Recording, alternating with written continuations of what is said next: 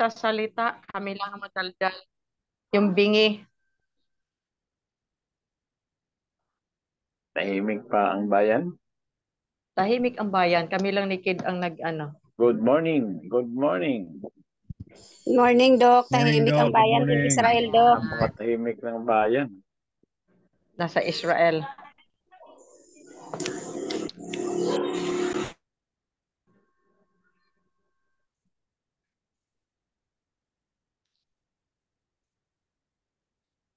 May sound ba ko dyan, mga kapatid? Yes po. Kahit Yes, bingi, Loud and po. clear, Doc. Loud and clear. loud and clear. Kahit kabilang tayo nga bingi. Okay. Ating subject ngayon, mga kapatid, is a subject in Master of Divinity. Old curriculum. Kasi ang ating Master of Divinity ngayon, in-upgrade natin. Nakafocus na sa chaplaincy. Ang ating dating curriculum ng Master of Divinity nakafocus talaga sa sa pastoral.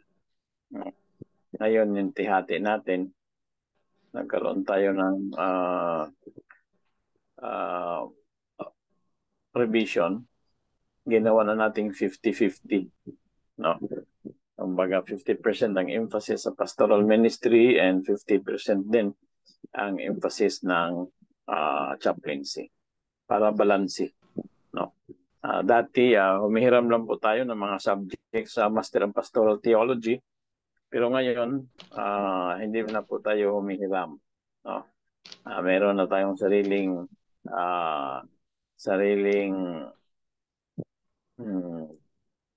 mga subjects na talagang nakafocus tayo sa chaplaincy at para mabigyan ng distinction ng magandang distinction ang kumukuha ng Master of Pastoral Theology.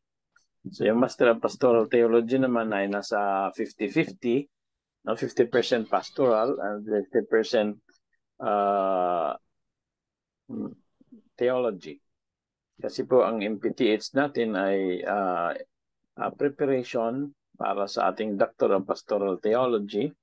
Pero pag ikaw po ay graduate ng Master of Chaplaincy, pwede ka pa rin pong makakuha ng Master of Doctor of Pastoral Theology, kasi sa Doctor of Pastoral Theology ay nasa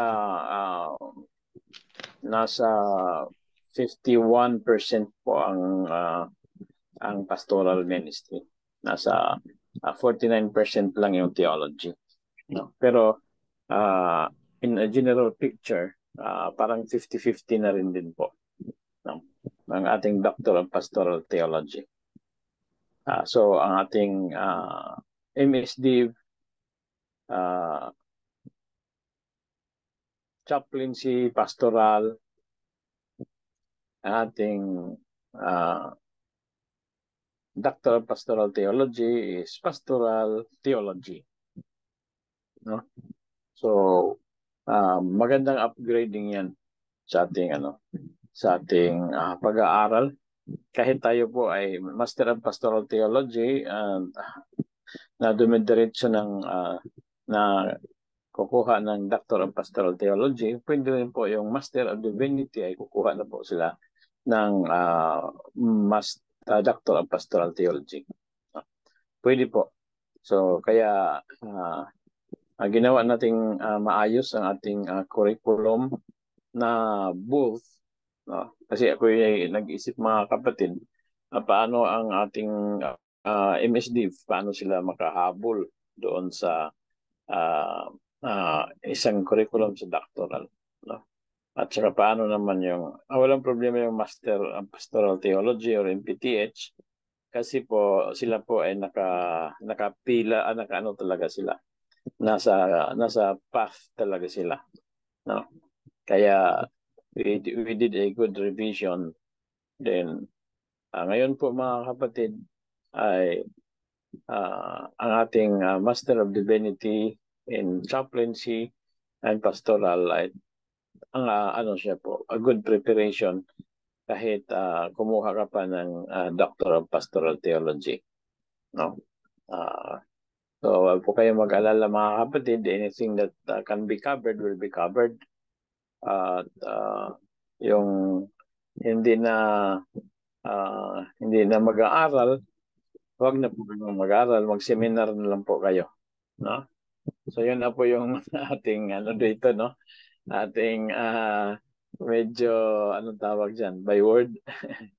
No? Yung hindi na mag-aaral, wag na mag-aral, mag-seminar na lang. Parehas lang naman yung tatalakayin. Okay. Technical terms lang ang magkaiba, no? So ang magsiseminar at yung mag-aaral, mayroon lang silang parehong content, no? Kumbaga, iba-iba lang ang iba-iba ang brand, ang laman parehas lang, no? Iba-ibang label. So, yan po ang ating Kaya po kung pinagbabawalan ay yung mga pinagbabawalan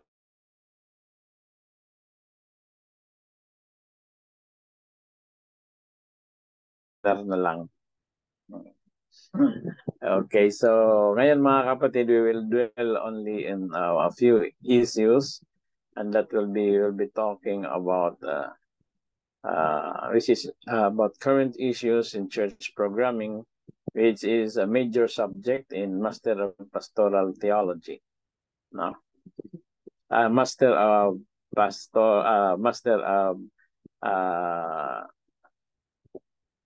of Divinity pala. No?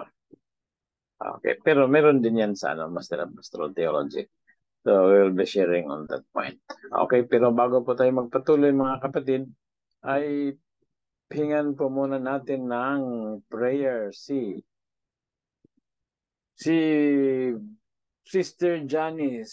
Sister Janice, nandyan ka ba? Okay po ba yung signal mo? Yes, Doc. Okay pa po, Doc. Okay, sige. Sister Janice. Okay po, let us pray. Heavenly Father, thank you for this beautiful night that we spent together, O God, and help us, Lord, to understand the discussion po with Doc Ray Litran. And even if we have any confusion, O God, let us be enlightened and stay strong as a chaplain and be equipped, O Lord.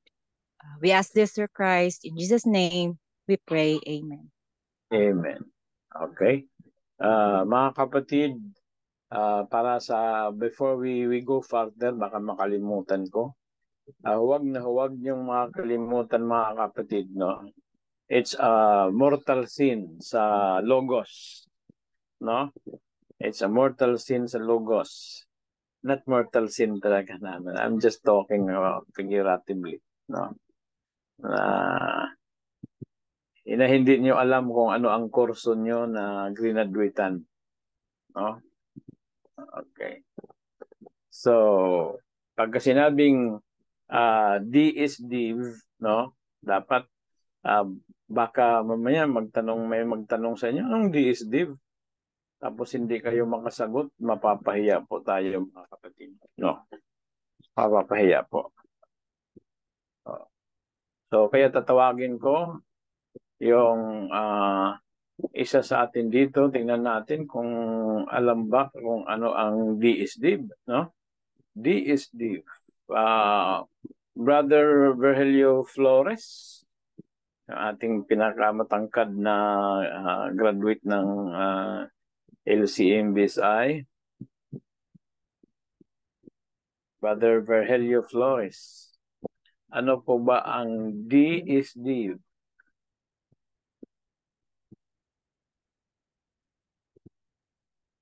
Nako, minus. Bachelor of Studies in Divinity, Doc. Bachelor of Studies in Divinity. Nako, talaga nga palang no? Minus, ilang bang minus ang ibibigay natin dyan? No? bago po tayo mag-minus, magtanong po muna tayo kay Sister Dory. Sister Dory, ano po ang DSD? Diploma of Studies in Divinity po. So, yung minus doon sa kay Brother Flores, ita-transfer natin sa iyo plus, no? O, plus. Ipa-plus natin sa iyo. So, negative 5 plus positive 5, anong resulta? 0. Positive 10. Positive 10. Adding unlike sign, find the difference. Negative po. Ano ba? Nakalimutan ko na yung aking ano po. Find the 5 po. difference 5 po. and put the sign on the greater number. Hindi naman greater number eh. 5 minus 5. 5 po lang. 5. 0. Ay. Positive 0. Hindi nga siya 0. It's neither positive or negative. Okay. So tatabla lang. Tabla lang, no? Okay lang, tabla eh. No? Okay. So huwag niyo nakakalimutan mga kapatid. Kasi naalala ko ito kasi baka mamaya i-invite kayong mag-speaker sa isang church, tapos ilalagay niyo sa inyong pangalan. Siyempre pwede na magdugtong sa pangalan, nakalagay DSDIB. Pag tinanong kayo anong DSDIB, ay nakalimutan ko kung ano yung DSDIB eh. No? Basta ang alam ko lang, graduate ako dyan eh. No, that is a mortal sin. Mortal sin. No? Okay, so ang diferensya po ng DSDIB at BSDIB, no? Ang DSDIB is Diploma of Studies in Divinity. Tapos ang BSDIB is Bachelor of Studies in Divinity. Ang kaibahan, litra, no? Pero parehas lang ang pinag-aralan. Nakuha niyo yung point, mga kapatid. So ang DSDIB going to or leading to GSDIB. GSDIB, no? Gamma Sigma. GSDIB. Ang ibig naman sabihin noon ay Graduate Studies in Divinity. Graduate Studies in Divinity. Huwag niyong kakalimutan ang paggamit ng in at paggamit ng of, no? Kasi may napansin ako na nagkakaburobaligtad ang paggamit ng in at saka paggamit ng of. Ang sa diploma, ang ginagamit of. Ang sa masters, ang ginagamit in, no? Kasi po ang GSDIB equivalent na po yan sa master, no? So DSDIB is Diploma of Studies in Divinity leading to Graduate Studies in Divinity, no? Bachelor of Studies in Divinity, no? Bachelor of Studies in Divinity. So of in. Then we have Master of Studies in Divinity. Okay. So ang kaibahan lang sa masteral level ng galing sa DSDIB, sa masteral wala na yung of, diretso na graduate studies. Pero sa masters, mayroong of at saka in. No, Master of Studies in Divinity. Okay. Huwag niyong kakalimutan kasi yung iba ay Bachelor of Science eh, ang BSDIB eh. Hindi pa Bachelor of Science, mga kapatid Bachelor of Science daw in Divinity, no? It is Bachelor of Studies, hindi po Science. Okay. So, yun lang naman po. Kailangan lang ng practice eh. No? Kasi siyempre, hindi pa natin namamasdan. May pagka-fast tracker, talagang sa sobrang bilis tumakbo, hindi na napansin yung ibang mga dinaanan, no? So, ang importante dyan sa mga ating mga nomenclature or sa mga terminology ng ating kurso, hindi natin hindi natin dapat master natin 'yan, no? At lalo na yung pangalan ng ating school. Baka yung iba pag tinatanong medyo alanganin sumagot no? Oo. Well, understandable kasi mahaba no? LCMBSI. Okay, yung dati LIMBSI, no? Ngayon LCMBSI, no? Pag pinaano na pag pinaspell na ay nahirapan na kasi haba, no? Logos College of Missions and Biblical Studies. Pero kung nagmamadali, pwede na sabihin Logos College, no? Saan ka nag-aral? Sa Logos College. Pwede na, pinaka-shortcut na lang, Logos College. Pero kung medyo medyo nasisipagan, no? Yung mga masipag dyan, saan ka nag-aaral? Sa Logos College of Missions and Biblical Studies International. Medyo mahaba nga, no? Okay.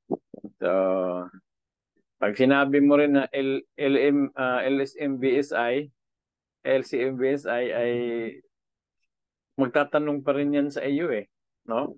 Ano yun? LCMBSI? O, sasagot ka na naman, no? Kaya, umaga sa akin lang, pwede na yung sabihin mong Logos College of Missions. Logos College of Missions or Logos College, pwede na. No? Okay, so, yan lang po mga kapatid ang gusto kong ipaalala. Meron ba pala? Kailangan natin na ano yung DICC Philsapa.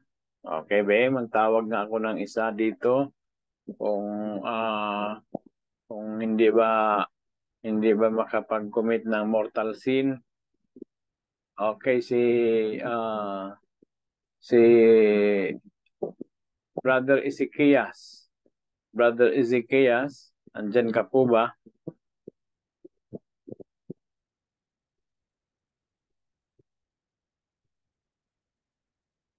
Wala po.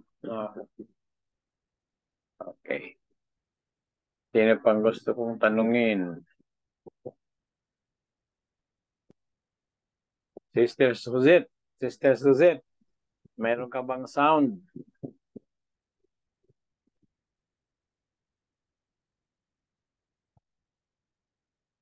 Dok, Opo. Hello ma'am Suzette. Ano po ang ibig sabihin ng DICC?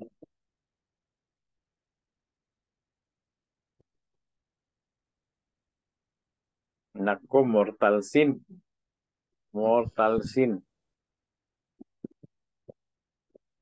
pinakausap po nila ako dito, Dok eh. May tutor ka? Si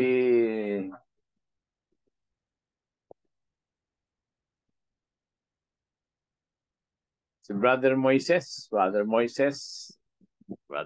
Pardo. Ano po ang DICC?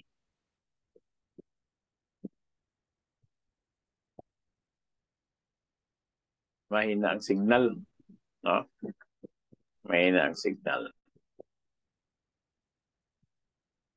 Si Brother Alan, Lieutenant Alan Kasisiman, ano po ang DICC?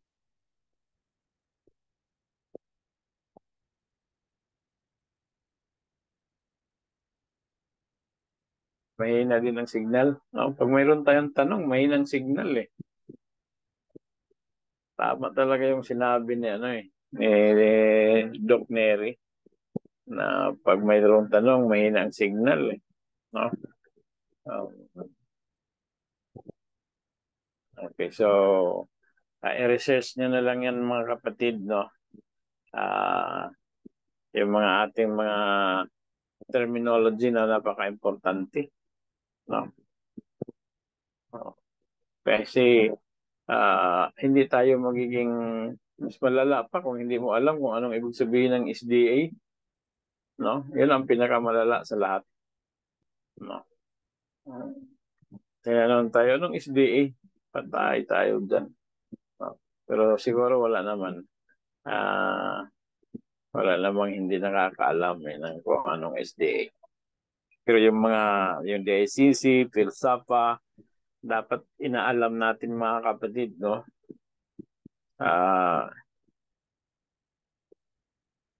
Siguro ipasama natin yan kay Ma'am Lea sa exam. No, yung mga pangalan ng ating departamento, yung mga terminology. Ano bang OC? OC, no? OC Balasi. Tanungin natin si Brother Joven Maction. Brother Joven Maction, pag dinagdagan mo ang iyong pangalan ng OC, anong ibig sabihin yan? Doc Ordained Chaplain. Okay, very good yun. No? Walang minus yun. No? Ordained chaplain. No? Pag mga pastors, ang nilalagay ay OM. No? Ordained minister. Yun sa atin ay chaplain naman po yung sa atin. Ordained minister, ordained chaplain. OC.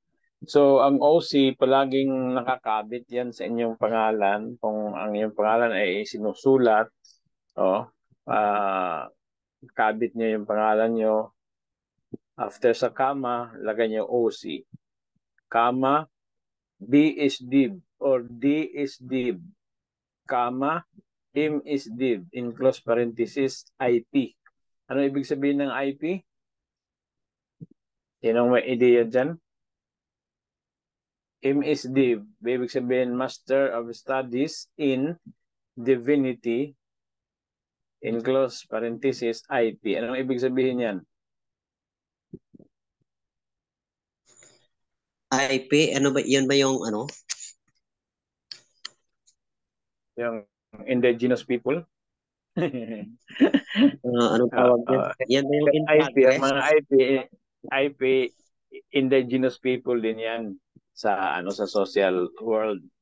Pero pag ikinabit yan doon sa nyo, for example, Kid Bail, no? G is div or M is div o kung anong nararapat dyan, no? Pag naka-include sa IP, ang ibig sabihin yan in progress. Meaning to say, sa kasulukuyan ay kinukuha mo pa, no? Pero malapit kang graduate, in progress. So, Hindi ba UC, Doc? pag may plano ka na umiskwela, hindi pa ng master, plano pa lang, hindi pa pwedeng lagyan ng IP. Kasi baka tanungin tayo, ano yung IP? In plan. In plano. Hindi po ganun. No? Kung malapit ka na mag-graduate, you're already working for your thesis o sa doctoral, sa dissertation, ay pwede mo nang lagyan PhD in close IP. No? Ibig sabihin, PhD in progress. No? Pero kung hindi ka pa nagdi-dissertation, huwag mo munang lagyan ng IP. No? Kasi malayo pa sa katotohanan. Ano yung tanong kanina? Ano yung OC? Doc, yung IP, baka mas magandang UC. Ordained. Ano? Baka pwedeng UC, Doc, under construction. Under construction. This website is still under construction. Okay. So, yan po. OC is ordained chaplain. Okay. Mag-share po ako ng screen, mga kapatid. Ay, may nag-pray na ba? Apa po, Doc? Ay, wala pa, no?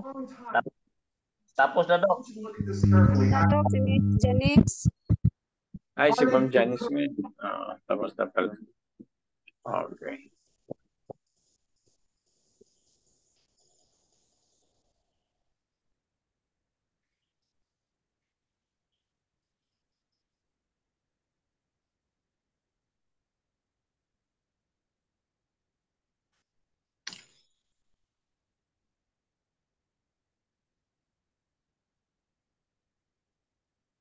Okay, simple lang po yung ating discussion mga kapatid, no?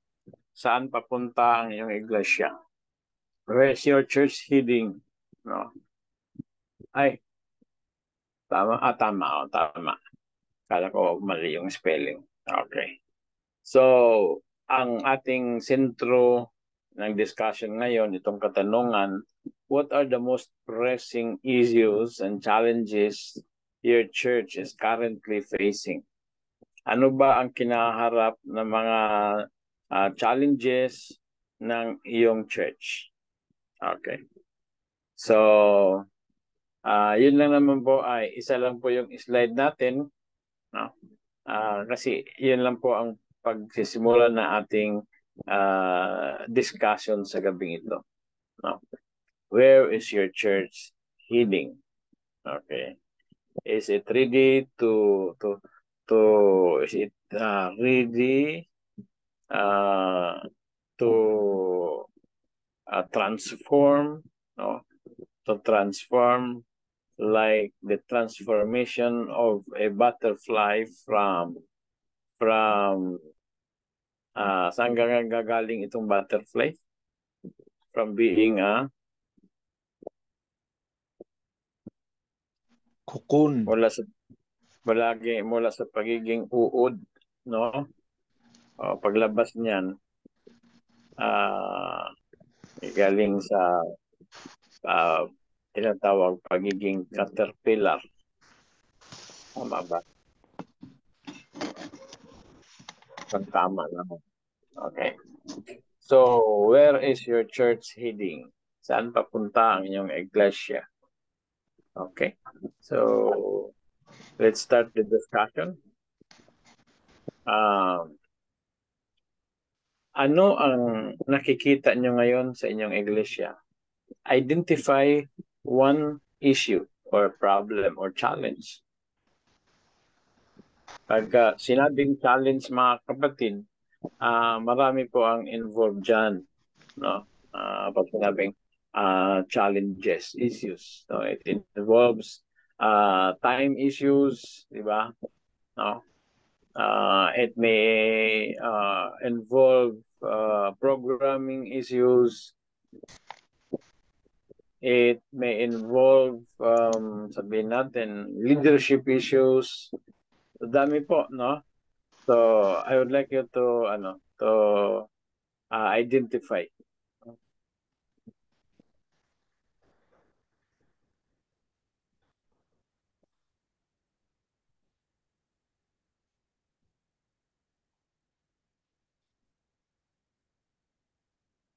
Hello, good evening, Doc. Yes, sir. This is Joe Cotana, Doc.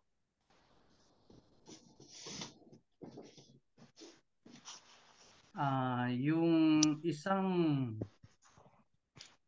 so far na na-observe natin is yung direction ng ating mga pastor.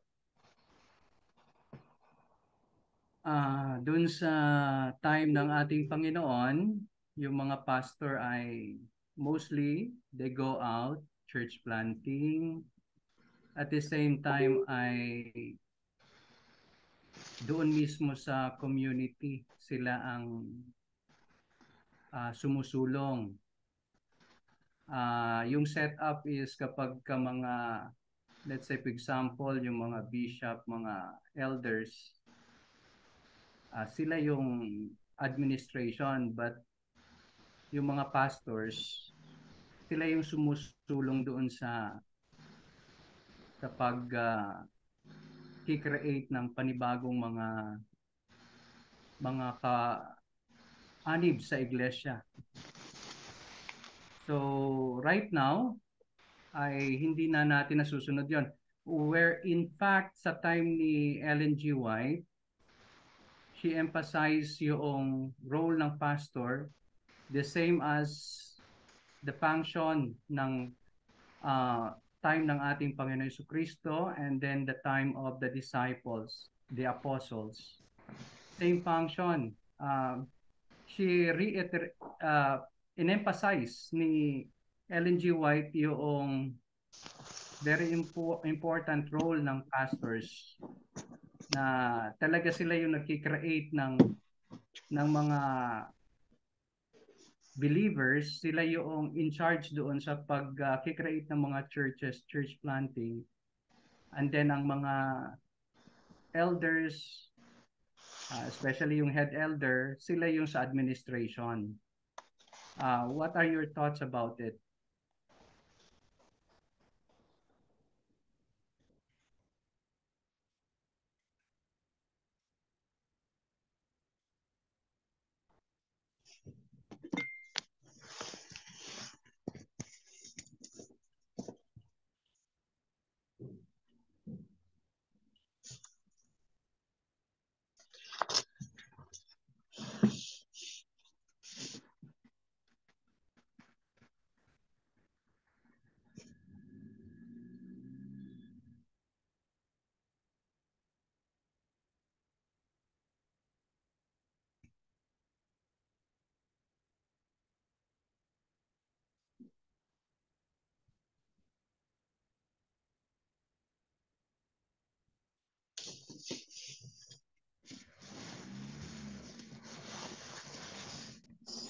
Nawala ako, nawala.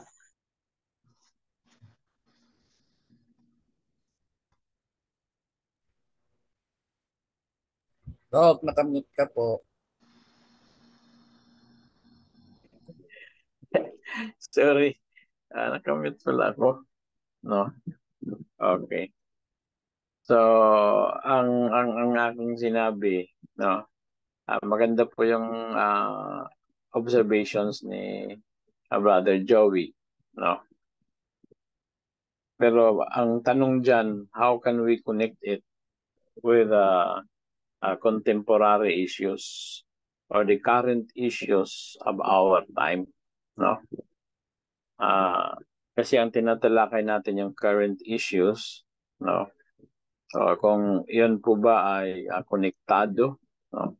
So we're trying to point out that the current issue today is hindi sinusunod ang tinatawag model ng early church, no? So ano po ba yung gusto nating erase na issue? Kasi ito po issue no? Issue, kumbaga, no? So the way I understand ang point ni Brother Joey na noon ang nag-church plant yung mga apostles, no?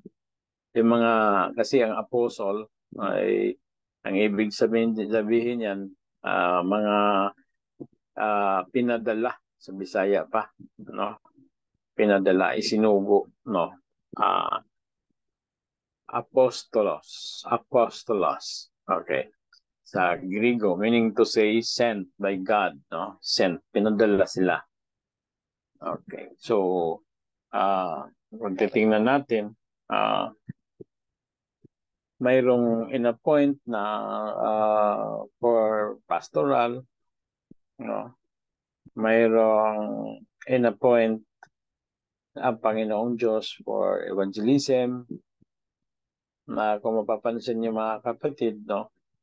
Sabi nga, sino ba yung nagsabi na okay, mag-appoint tayo ng ng elders, deacons, para mayroong mag-take over or maging in charge sa mga yung mga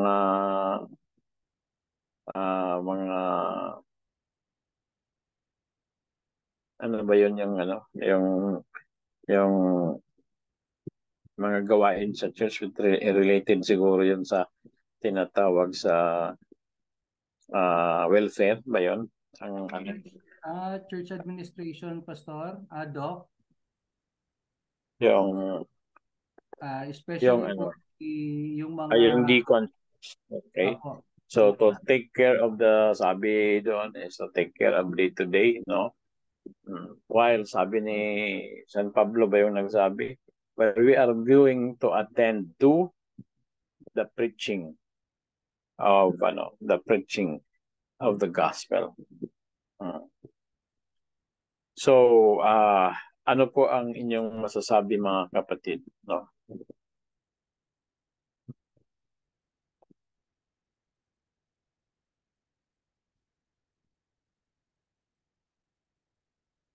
Any ideas, no? Para mapag-share natin. Okay, we're talking about issues. Ang issue dito ngayon, ang mga apostles ay nagpipreach, umiikot, pumupunta sa iba't ibang mga lugar para magtayo ng iglesia, para mag-church plant, no? Tapos, habang nakapag-church plant ang iniiwan, ayan na po ang mga bishops or elders, deacons, na sila na po yung nagmamanage sa church. So, ano yung masasabi niyo mga kapatid? How broad is your, sabihin natin, ang inyong pag-iisip, no? Pag-iisip. So, lawakan niyo mga kapatid, no? Tapos din share. Ano tanong, Doc? Ano tanong? Ang issue ay ganito, no? Noon, ang mga apostol umiikot, mag-preach, magtayo ng mga simbahan. Tapos ang mga elders or mga bishops, sila yung nagmamanage sa itinayo ng mga simbahan. No? Sabi pa ni Brother Joey, yun daw po sila ang mga administrators. Now, sa analysis ni Brother Joey, sa ngayon, daw iba na, no? Kasi ang mga elders na ang ini-encourage na mag-preach. Ang pastor na yung in-charge administrator. So, ano ang masasabi niyo mga kapatid? Ang pastor ang taga-motivate. Go, go, go. Tapos, ang mga elders na ang nagsasabi, I will go. Ang mga members, I will go. Parang ang point ni Brother Joey, nabaligtad ang panahon. No? Noon, ang mga leaders, they work for the evangelization. Tapos ang mga elders, they work for the administration. Pero ngayon daw, ang nabaligtad, yung pastor na po ang administrator, yung mga member na, mga elder na yung evangelist, pinapapunta sa ibang mga lugar, challenge, motivate na kumayo kayo, no? Tapos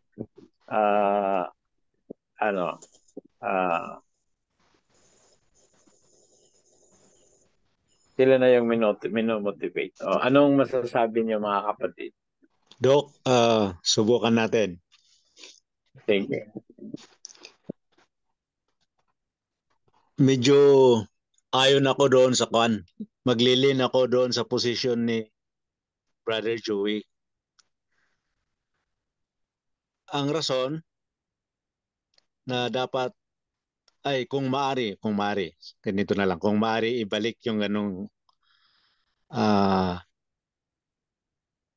ganong pamaraan na kung maaari pastors ang mag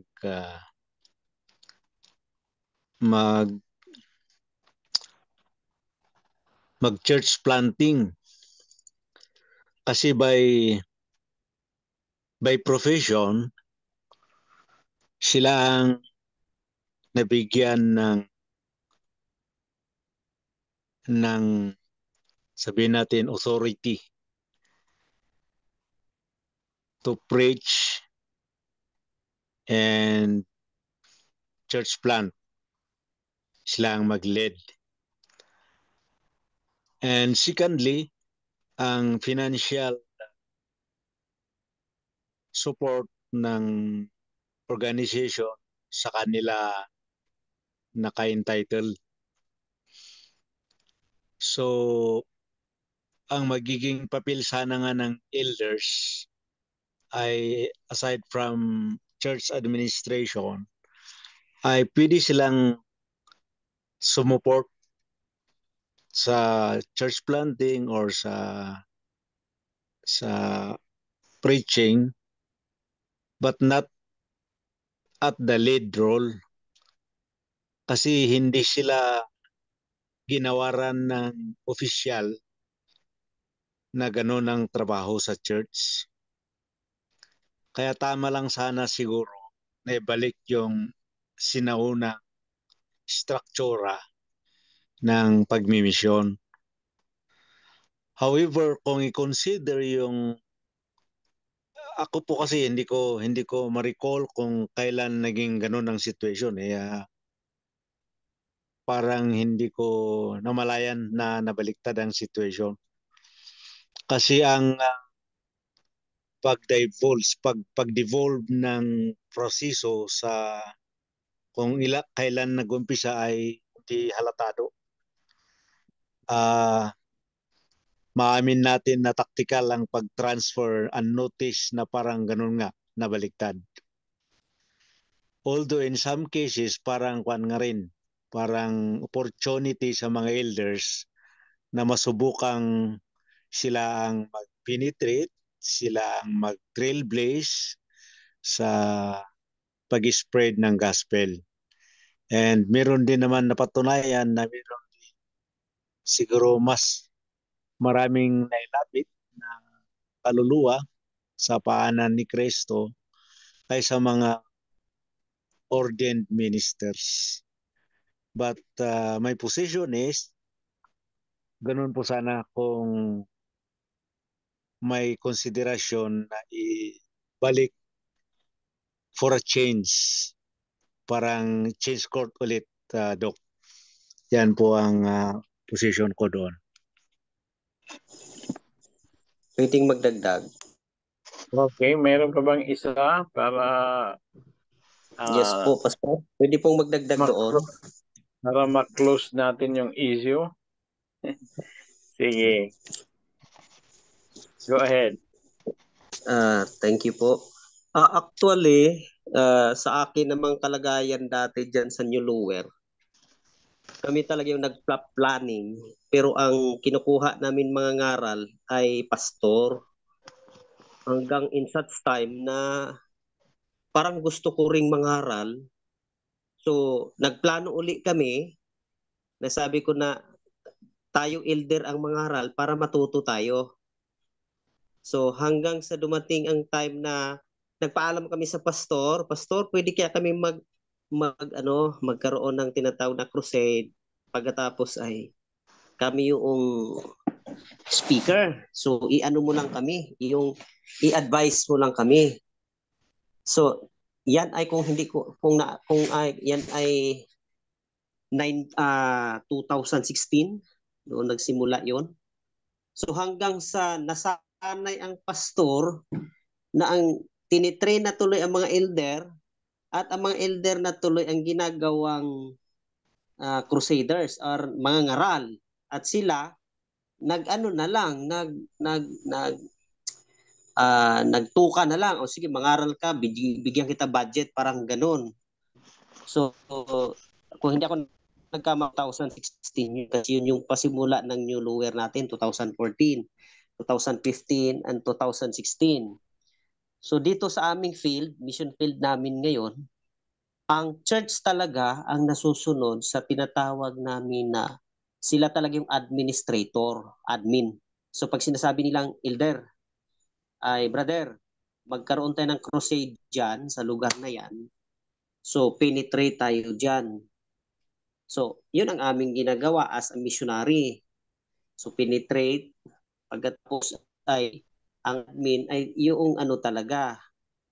Pero kung naandyan ang district pastor, sila yung kumbaga ay ano bang tawag niyan? Available ang district pastor at hindi siya hindi siya busy this time ng ano, ibinibigay talaga namin sa kanila kasi much better na sila yung mangunguna at tayo yung susupport.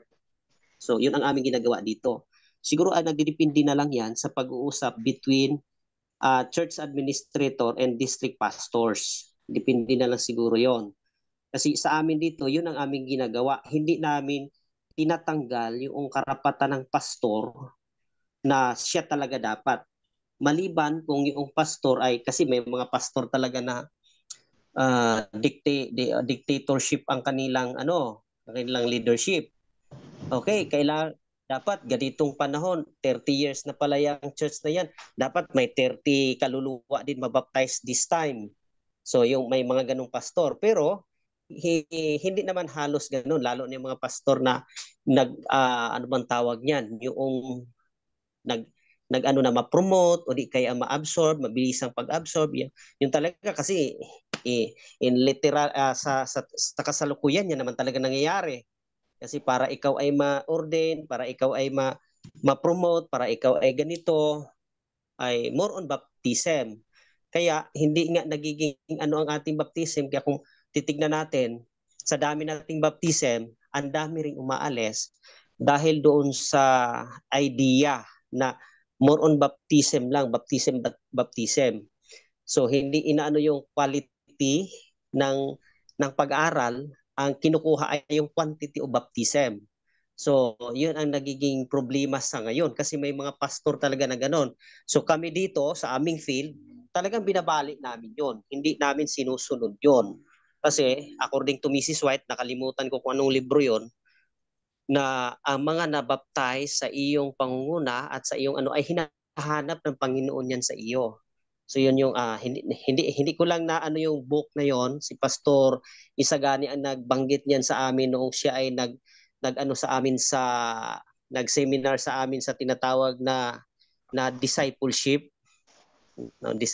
program, na siniminar niya kami doon. So yun yung pero ako naman sa aking karanasan as elder, as missionary, as sa ngayon ay ordained chaplain diyan sa New Lower dati, Doc Ray, I don't know kung naalala nyo pa, lagi tayong nangangaral dyan, pero walang baptism unless yung tao na fully converted by the Holy Spirit na magsabi na, brother, paano ba ako magiging Adventist? Kasi naintindihan ko na ang gawain ng Panginoon, naintindihan ko ang kalooban ng Panginoon. So doon lang kami gumagalaw.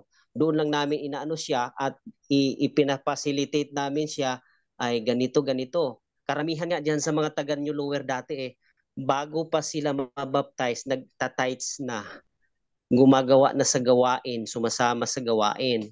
So sa akin lang yon, sa aking lang yon. Siguro may lang, pag-uusap lang between pastors and church administrator. Thank you po. Okay, thank you very much. Nandyan na ba si Prof. Billy? Okay. Prof. Billy, hirit lang kami ng mga 5 minutes. Opo, Doc. Okay. So, thank you very much. At maraming salamat po sa mga observations na inyong naobserbahan, no? Naobserbahan. Okay. Now, from the perspective of a pastor, kasi ako naman po ay pastor din, no? Naging church pastor, naging district leader, at naging member ng executive committee ng conference, ay yung nakikita ni Brother Joey, hindi ko yan nakikita eh. No. Para sa akin, ang noon at ngayon na hindi pa rin nagbabago. No? Yun ang yun ang position ko, mga kapatid. No? Walang nagbago, no, mula noon hanggang ngayon. No? Mag-share po ako sa iyo ng screen. Dito po. Madali lang ito. Share ko lang itong ating foundational framework ng Logos College of Missions and Biblical Studies International. Ng ating foundational framework, we have apat, no? Philosophy, vision, mission, and core values. No? Gusto kong i-share sa inyo ang ating vision, no? Padaan lang, at nawa po kayo ay merong copy nitong nung ating foundational framework. Kasi ito po yung ating panangga sa mga taong nagbibigay ng akusasyon sa atin na tayo ay baka tayo ay isang grupo na ng mga offshoots. Okay, mga reform against the church, against the leadership. Okay. So ito yung ating panangga, mga kapatid, no? I go direct to the vision. Ang sinasabi ko lang, okay, pag may magsabi sa atin na we are an offshoot, we are a reform, all we have to do is to share the foundational framework. At sabihin natin sa kanila, hanapin nyo ang isang linya na magsasabi na tayo ay offshoot or tayo ay reform. No, o tayo ay against sa church. Okay.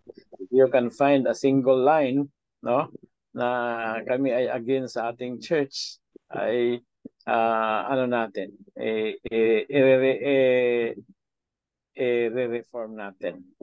Okay. So ito 'yon, no. Basahin ko yung ating vision, not so much on the philosophy na, no. We envision. Ano ini-envision natin? Empowered Christian believers of medical missionary spirit. So anong ini-envision natin?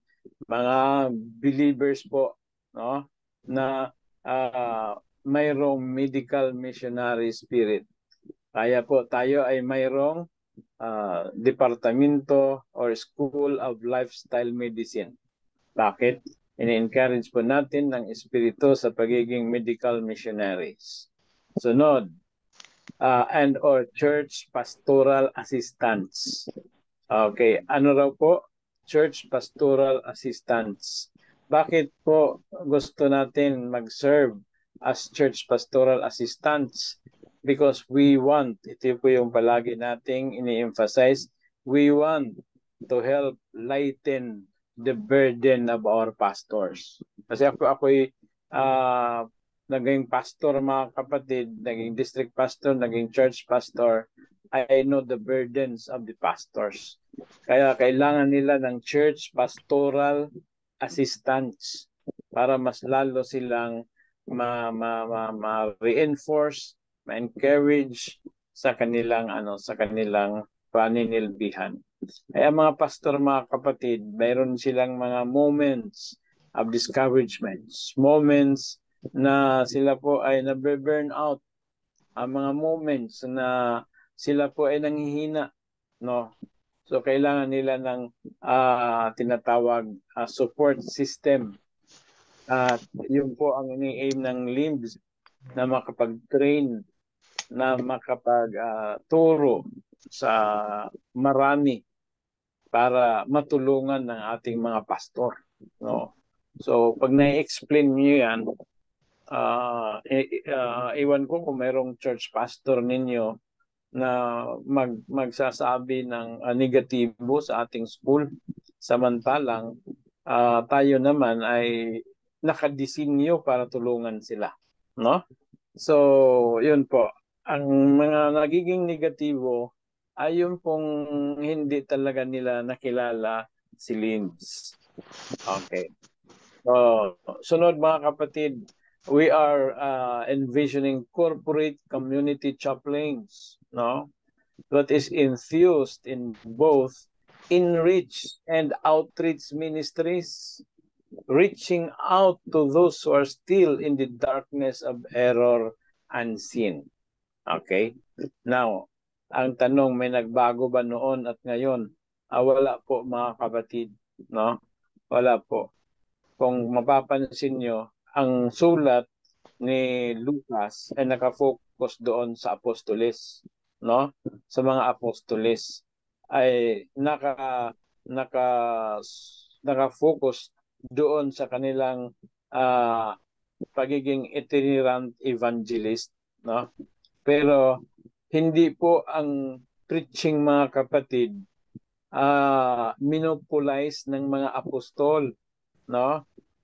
Hindi po monopolized ang preaching and evangelism ng mga apostol. In fact, kung mapapansin nyo, si Apollos, no?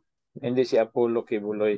Si Apollos of Alexandria was converted into Christianity and he became an evangelist. In fact, he was winning debates over the Jews, no?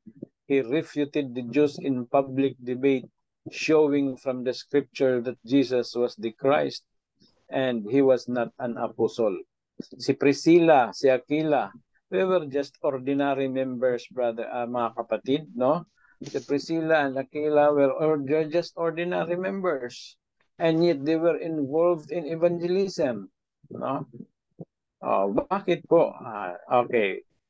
Let's go further mga kapatid. Kasi po, ang church ay binigyan ng Panginoong Diyos ng gift or mga kaloob. Kaya sa atin sa Logos, no, ito po ang ating mission. To empower the people of God to engage in what?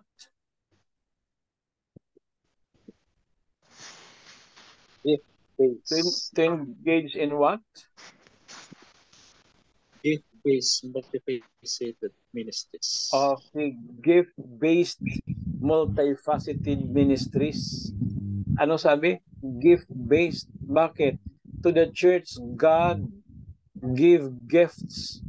Ano ba ang mga gifts, mga kapatid? No? Technically, preaching is not a gift. No? Preaching is not a gift. No? Kasi wala namang mababanggit diyan na sa listahan ng mga sa listahan ng mga gifts ang preaching at ang singing ay hindi nakasama sa lista, no? Ang nakasama sa lista ay itong leadership, pagiging administrator, marami diyan mga kapatid, no? Okay, gift-based. So, ang iba naman ay evangelist. Tingnan natin, no? I'm not just sure sa mga listing, hindi ko na masyadong memorize. Pero kanya-kanya may ibinigay ang Diyos na regalo, no? Sa Tagalog, kaloob. Sa Bisaya, gasa.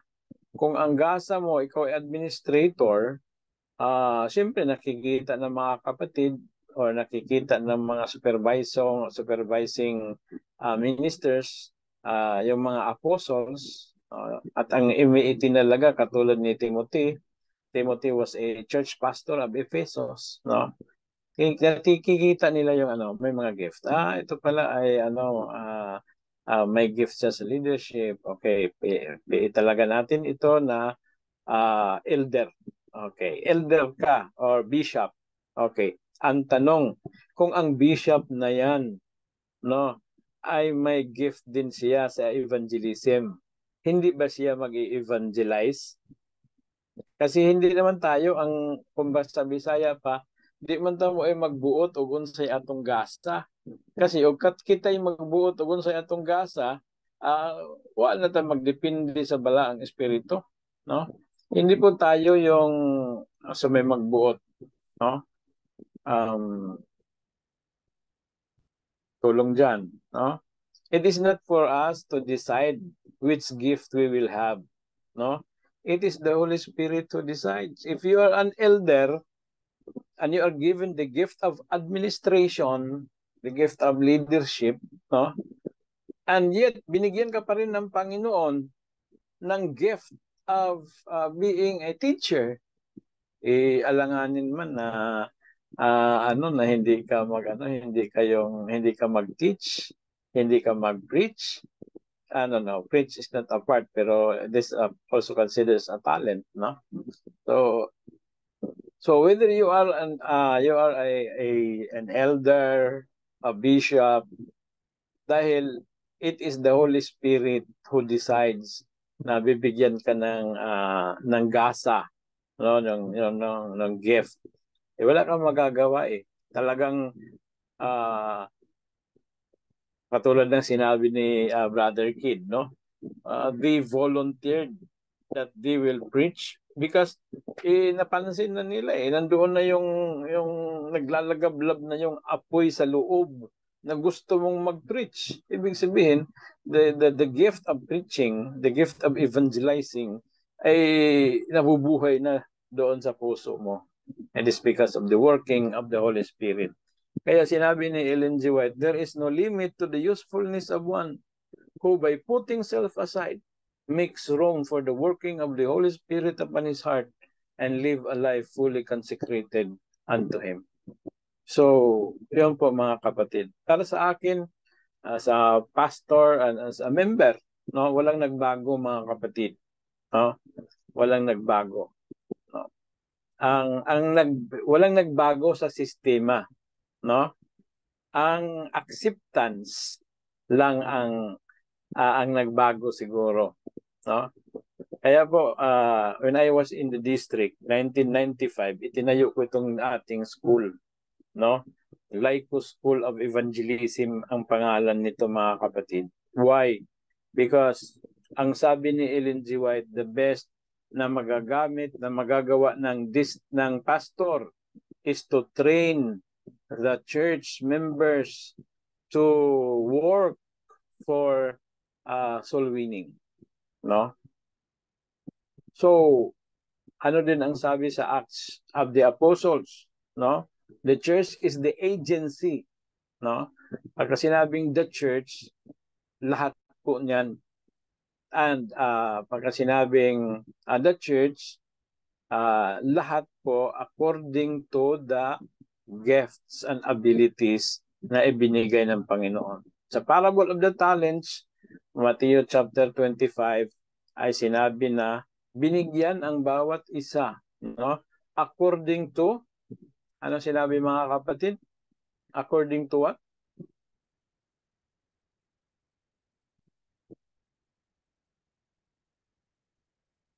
Tulog na pala, no?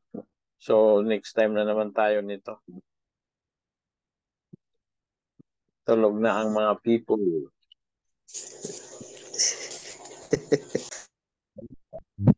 Okay, putulin na natin mga kapatid kasi wala nang nagre-respond eh. Tulog na ang mga people eh, no? Ako na lang yung magre-respond sa aking sagot. Sa aking tanong, no?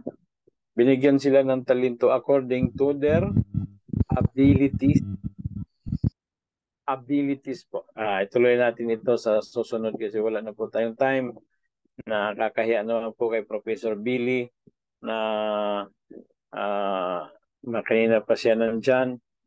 So, yun po mga kapatid. No, ang position ko po, walang nagbago noon at ngayon. Ang pagsunod lang siguro ang nagbago. Pero sa sistema ay iyon pa rin mga kapatid. No? Yan pa rin ang ating sinusundan.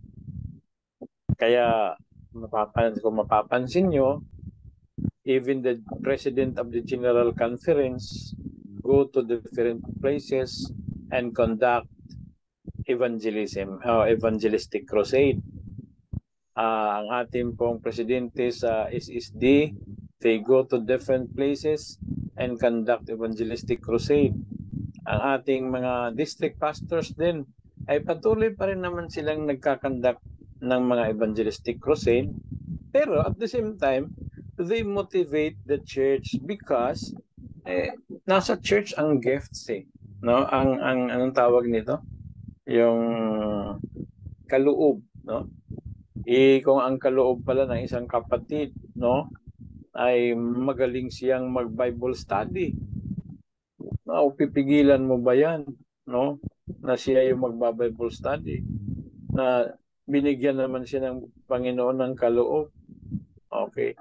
Na hindi naman katulad ng Iglesia ni Cristo na ang may kaloob lang yun. Nag-aaral ng nag-aaral lang ng anong tawag nito? Evangelical course, no? Evangelical ministry, no? Hindi yung member, no? Which is a very wrong concept, no? Because different gifts have been given to the church. Okay. So at the same time, kahit sila itinerant, kung mapapansin mo, na sumusulat si San Pablo, no, itinerant evangelist, pag sinabing itinerant, mga kapatid, pupunta-punta sa ibang lugar para mag-preach. Yan ibig sabihin, itinerant evangelist. However, kahit pa naman si San Pablo, sila ni San Pedro, sila ni Santiago, by the way, si Santiago nga yung president ng General Conference, kumbaga, sa unang panahon si James, no? So, kahit pumapunta sila sa ibang mga lugar, hindi ibig sabihin, mga kapatid, na binitawan na nila ang kanilang responsibilidad sa pagiging overseers or pagiging administrator. Kaya nga po sila sumusulat, no? Kaya mababasa natin may mga epistles, mga kapatid, no? Yan po ay kasama sa ating subject sa doctoral, no? Because we will be talking about the Gospels.